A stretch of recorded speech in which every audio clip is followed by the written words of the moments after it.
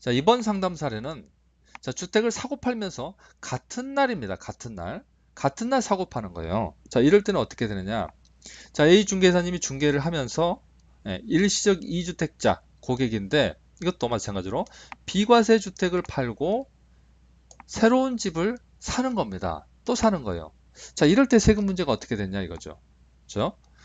자, 기존 신규 주택을 사고 나서 지금 두 채인데 이 집을 파는 거죠. 이 집을 팔고 새 집을 하나 샀을 때, 자, 이런 거죠. 동시에 구입을 하는 겁니다.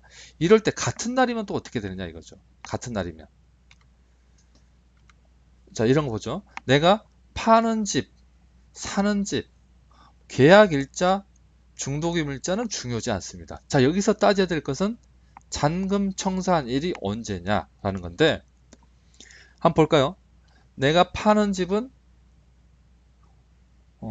사는 집부터 볼까요? 사는 집은 오전 일찍 내가 잔금을 넣어줬습니다. 파는 집은 사는 사람이 직장인에서 오후 7시에 퇴근하고 와서 잔금 1억을 넣어줬어요.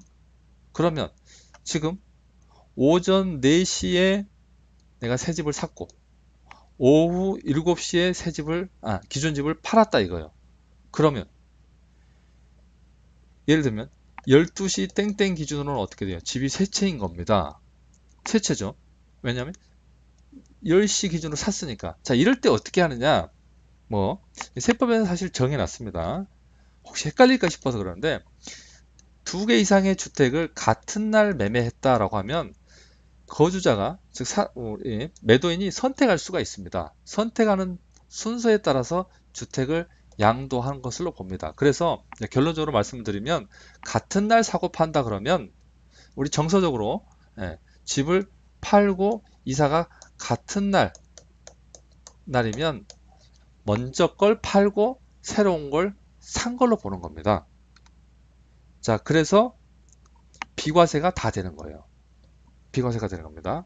자, 등기로만 보겠죠. 자, 등기 접수가 더 같은 날 됐다. 같은 날 사고 같은 날 팔았다. 그러면 먼저 매매를 하고 새 집은 그 이후에 산 걸로 본다. 자, 그래서 같은 날이라 하더라도 이 집은 일시적 2주택 비과세가 되고 비과세가 가능하다는 이야기입니다. 결론적으로 이야기하면 같은 날 기준은 3주택이지만 먼저 판 걸로 본다. 이렇게 해서 비과세를 받을 수 있습니다. 그래서 같은 날 이렇게 정리를 하다가 잠깐 헷갈릴 수가 있거든요. 자, 그래서 동일자에 잔금을 지급하면 비과세가 가능하다. 그래서 3주택이 되지 않게 등기 접수를 해라 라는 겁니다. 자, 가령 뭐 잔금은 동일하게 지급을 했는데 사는 집과 파는 집에 대리하는 법무사가 틀려요. 그러면 등기 접수일이 혹시 꼬일 수가 있습니다. 왜? 새로 산 집을 먼저 등기가 될 수가 있고요.